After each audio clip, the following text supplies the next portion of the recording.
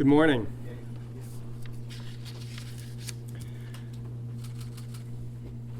Thanks for coming today. Hello. Welcome to the members of the press and to those of you watching live on Facebook.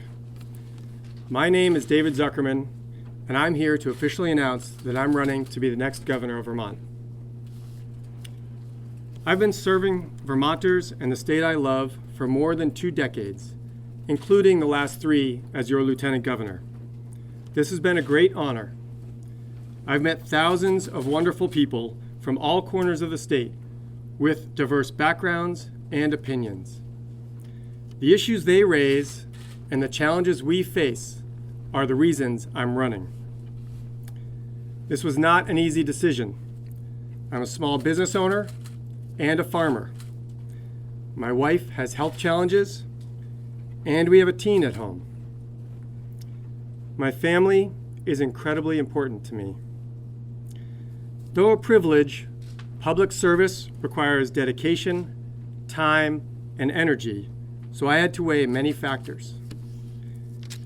In the end, the urgency of our challenges, the opportunity to serve, to lead, and to do great things with the people of this state was clear. I know we can accomplish so much together. Through the years, I have listened to many Vermonters as they have shared their economic struggles, and I've observed well-intentioned leaders trying to find solutions. But these last 3 years, we have not seen the vision or actions that Vermonters need. I'm running for governor because I see great opportunities to address these struggles, and I want us to really do something about the economic challenges that keep getting talked about. I know together we can do this. We can build an economy with jobs that pay enough for workers to support themselves and their families. We can support our youth and commit to fighting the climate crisis in a way that builds economic opportunity and ensures a healthy future for all. We can expand healthcare access while bringing costs under control. We can build more affordable housing. We can make sure Vermonters can afford to go to our colleges or train in a technical field for a successful future. We can ensure all Vermonters are welcome. Those who are Indigenous, those who are born here, and those who have chosen to be here will all be a part of our vibrant and inclusive future. The people of Vermont are the best resource that any campaign or government can have, and I look forward to expanding connections in our communities, gathering ideas, and working with Vermonters as my campaign progresses. Today, I'm announcing my run. While the legislature is in session, my focus will be on leading the Senate proceedings and working with everyone to be sure all voices are heard and included, as that is the foundation of our democracy. This spring, I'll have a larger campaign kickoff, and I hope you'll all join me then.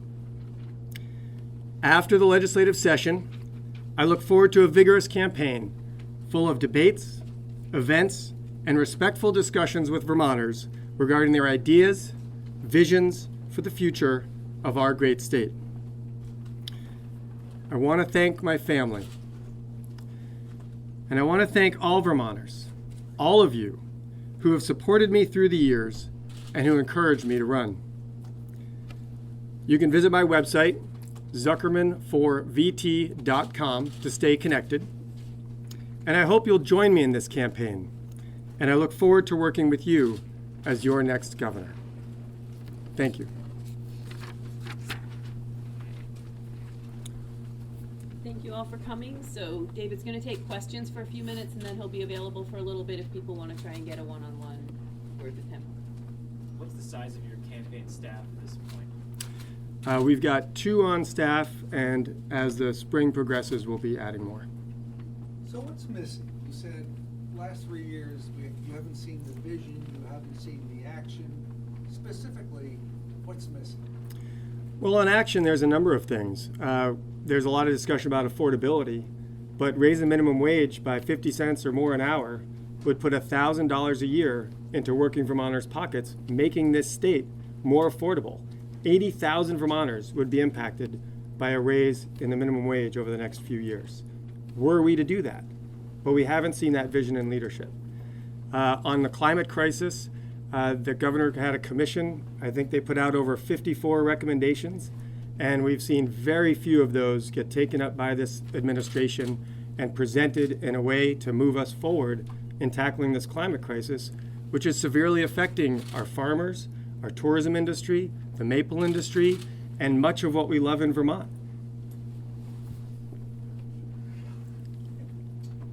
It's been almost 60 years since an incumbent governor has been defeated. What makes this year different? Well, I think there's been a building energy of frustration that we've seen people's economic circumstances be stagnant for years and years, and there was hope that somehow it would improve. And in these last few years, we've still seen half Vermonters living paycheck to paycheck. Where's the improvement? Where's that struggle being realized and really taken to heart by boosting folks' incomes and economic well-being? There's going to be a huge wave, I think, of energy. It's been building for years for a progressive future for this state on issues like healthcare, the climate crisis, wages, affordability, affordable housing. And folks are frustrated with government as usual, and they'd rather there be folks looking out for them, really fighting for them in the executive office.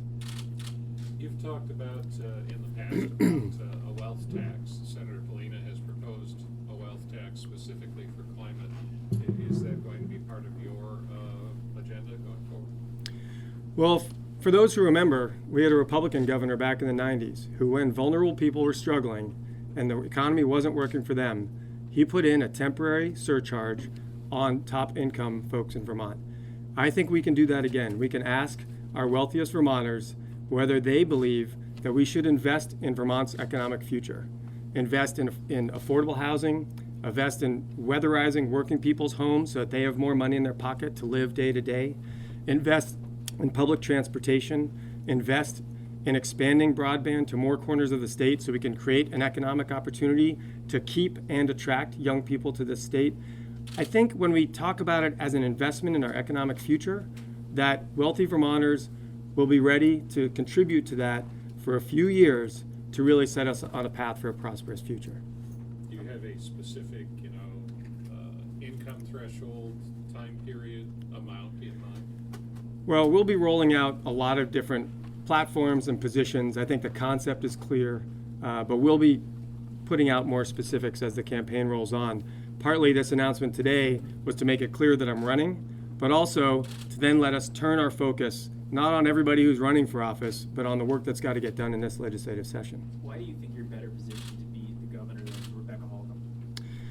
Well, I don't know that it's necessarily about viewing who's in a better position to do one thing or another. Rebecca is incredibly smart. She's working really hard. I think she's doing great things, bringing ideas all over the state. I'll do the same, and we'll let Vermonters decide who they think is in the best position to take on the governor and to lead this state into the future. You mentioned the progressive wave that you see coming in government. Do you think your progressive label will help or hurt you? I think we're too focused on labels sometimes. I've run with both the Democratic and progressive label now for 8 years, and so far it hasn't really hurt, so I guess it helps. The Holcomb campaign did put out a list of endorsements this morning, including about a dozen state representatives, both of the DNC committee chairs, committee members, and former party chair Dottie Deans endorsing Holcomb. Do you need to, mend fences with the Democratic Party? Actually, my relationship with the Democratic Party has been very good for a number of years. I think that the last election was clear. There's no issues from the past, and Vermonters are looking at issue leaders in this state. And whether they're Democrats, independents, progressives, and many Republicans are looking for issues as their primary point of focus, not all these different party, tribal issues. Folks are really tired of that. They're sick of it at the national level, and they don't want to see that kind of situation happen at the state level. So run both as a Republican and a Democrat? Excuse me, a Democrat. Well, that would be interesting. I don't know that I could wrestle the Republican primary victory away from the governor, but as I have for a number of cycles, I will run in the Democratic primary. I will also run a write-in in the Progressive primary, and I will run with both labels as I have for the last 4 election cycles. Any restrictions on your fundraising, and what do you think it might take? $1 million raise? Or, Well, I certainly won't be taking any corporate donations. That has been a standard value for me ever since I was inspired by Bernie to volunteer in politics on his campaign in '92. And it's going to continue to be my sense of values and an important factor in this race. We will see what the campaign needs to raise. It will certainly be more than I've ever raised before. But already this morning, we've seen a great deal of support for the campaign through Facebook, through people going to that website, Zuckerman4VT.com.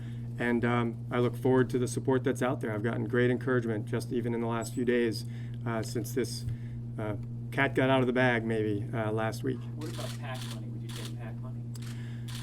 I will seek the support of many different issue groups that are out there. I've taken support from unions and environmental organizations for many, many years because those are the issues I stand for.